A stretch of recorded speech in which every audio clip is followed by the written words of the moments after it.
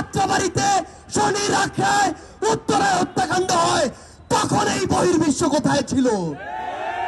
পশ্চিমাদেরকে দৃষ্টিভঙ্গি দেখায়, ওই পশ্চিমাদের দৃষ্টিভঙ্গি কোথায় ছিল যখন হেলিকপ্টার থেকে গুলি করে আমাদের ছোট্ট শিশুদেরকে হত্যা করা হয়েছে? আজকে থেকে 10 মাস আগে বাংলাদেশের অধিকাংশ মানুষ তাকিয়ে থাকতো কখন বাংলাদেশকে বিভিন্ন জায়গায় স্যাংশন দেয়া হবে, কখন আমেরিকা হস্তক্ষেপ করবে, কখন হাসিনা মারা যাবে, কখন পরের ইলেকশন আসবে। যেই ছাত্র জনতা রাজপথে নেমে জীবন দিয়ে এই খুনি হাসিনাকে দেশ ছাড়া করেছে, তাদের জীবনের এই যে হত্যাগুলো, এগুলোর বিচার হওয়া পূর্ব পর্যন্ত বাংলাদেশে অন্য কোনো কিছু নাম নেয়া এই অন্তর্বর্তীকালীন সরকারের মুখে মানায় না। সকল রাজনৈতিক দলের উদ্দেশ্যে একটি কথাই বলবো, এই যে জেনারেশন, এই জেনারেশনকে ভয় করুন, এই জেনারেশনকে ভয় করুন। যদি এই জেনারেশনের রক্তের উপরে দাঁড়িয়ে ইমোশন নিয়ে খেলার চেষ্টা করেন, এই জেনারেশন সকল ক্ষমতার বিপক্ষে গিয়ে যে কাউকে টেনে হিসেবে নামাতে পারে, কুয়েটের ওই ভিসি তার প্রমাণ। 8 মাস পেরিয়ে 9 মাসে গিয়ে দাঁড়িয়েছি, কিন্তু সবচেয়ে দুঃখের কথা হচ্ছে আজ শহীদ পরিবার আহত যোদ্ধাদেরকে সাথে নিয়ে আমরা যে দাবিতে এখানে দাঁড়িয়েছি, সেই দাবি পূরণ হওয়ার কথা ছিল 2024-এর ওই আগস্টে। আমরা আজকে অনেক কথা বলছি যে আমাদের আওয়ামী লীগ নিষিদ্ধ করতে হবে, তাদের কর্মসূচি নিষিদ্ধ করতে হবে, তাদের রেজিস্ট্রেশন বাতিল করতে হবে, কিন্তু আমাদের জায়গা থেকে এই কথাগুলো এই মঞ্চে আজ কেন দাঁড়িয়ে বলতে হচ্ছে? আজকে যদি আমরা এর পিছনে সরাসরি কারণগুলো দেখি, আমাদেরকে এই আওয়ামী লীগ নিষিদ্ধ না করার জন্য বিভিন্ন মহল কি কি কারণ দেখাচ্ছে, পায় তারা দেখাচ্ছে। তারা আমাদেরকে শোনায় যে বহির্বিশ্বে তাদের ইমেজ ক্ষুণ্ণ হতে পারে। ওই স্টেক হোল্ডার, ওই তথাকথিত বিভিন্ন মহলকে আমরা বলতে চাই, বিগত 16 বছরে যখন পিলখানায় হত্যাকাণ্ড হয়, যখন শাপলায় হত্যাকাণ্ড হয়, যখন শাহবাগে যাত্রাবাড়িতে শনি রাখায় উত্তরায় হত্যাকাণ্ড হয়, তখন এই বহির্বিশ্ব কোথায় ছিল? পশ্চিমাদেরকে দৃষ্টিভঙ্গি দেখায়, ওই পশ্চিমাদের দৃষ্টিভঙ্গি কোথায় ছিল যখন হেলিকপ্টার থেকে গুলি করে আমাদের ছোট্ট শিশুদেরকে হত্যা করা হয়েছে?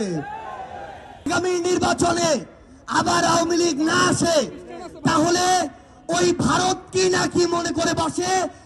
আমি স্পষ্ট করে এই অভ্যুত্থানের ক্ষেত্র শাহবাগ থেকে বলতে চাই, ভারতের দিকে আমরা তাকাতে পারি, কিন্তু ওই আধিপত্যবাদী ভারতের দিকে আমরা ঘৃণা করেও আর তাকাবো না।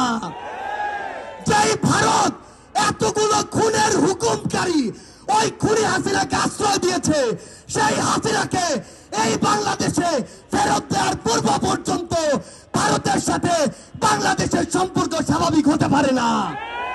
খাতা কলমের সম্পর্ক আর জনগণের সম্পর্ক কোনদিন এক হতে পারে না। আমরা ভারতকে স্পষ্ট করে একটা কথা বলি, বাংলাদেশের সাথে যদি প্রতিবেশীর সম্পর্ক আগামীতে তারা দেখতে চায়, তাহলে যে সকল খুনিকে তারা ওই জায়গায় আরাম আয়েশের স্থাপনা আবাসন দিয়ে রেখেছে, তাদেরকে বাংলাদেশে পাঠাতে হবে এবং বাংলাদেশের মাটিতেই তাদের এই বিচার হতে হবে। আজকে থেকে 10 মাস আগে বাংলাদেশের অধিকাংশ মানুষ তাকিয়ে থাকতো কখন বাংলাদেশকে বিভিন্ন জায়গায় স্যাংশন দেয়া হবে, কখন আমেরিকা হস্তক্ষেপ করবে, কখন হাসিনা মারা যাবে, কখন পরের ইলেকশন আসবে, তারপরে তারা মাঠে নামার প্রস্তুতি নিত। কিন্তু যেই ছাত্র জনতা রাজপথে নেমে জীবন দিয়ে এই খুনি হাসিনাকে দেশ ছাড়া করেছে, তাদের জীবনের এই যে হত্যাগুলো, এগুলোর বিচার হওয়া পূর্ব পর্যন্ত বাংলাদেশে অন্য কোনো কিছু নাম নেয়া এই অন্তর্বর্তীকালীন সরকারের মুখে মানায় না। রাজনৈতিক দলগুলো আজকে সংস্কার নাকি আগে নির্বাচন, মাথায় স্পষ্ট করে ঢুকিয়ে রাখুন, সংস্কার নাকি নির্বাচন, এই খেলা বাদ দিয়ে প্রতিযোগিতায় নামুন যে সবার আগে হতে হবে এই হত্যাকাণ্ডের বিচার। যেই তাপস নানক কাদেরদের প্রত্যক্ষ মদদে এই বাংলাদেশে খুনি হাসিনার হুকুমে এবং ভারতের প্রেসক্রিপশনে এই পিলখানা হত্যাকাণ্ড হয়েছে, শাপলায় হত্যাকাণ্ড হয়েছে, জুলাইয়ের হত্যাকাণ্ড হয়েছে, সেই হত্যাকাণ্ডের বিচার হওয়ার পূর্ব পর্যন্ত এই বাংলাদেশে অন্য কোনো কিছু কখনোই প্রাসঙ্গিক হতে পারে না।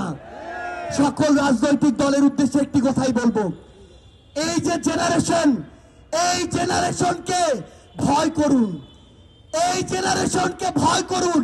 যদি এই জেনারেশনের রক্তের উপরে দাঁড়িয়ে ইমোশন নিয়ে খেলার চেষ্টা করেন, এই জেনারেশন সকল ক্ষমতার বিপক্ষে গিয়ে যে কাউকে টেনে হিসেবে নামাতে পারে, কুয়েটের ওই ভিসি তার প্রমাণ। আমরা ইনকিলাব মঞ্চকে ধন্যবাদ জানাই যে তারা সকলকে নিয়ে আজকের এই শহীদ মার্চের আয়োজন করেছে।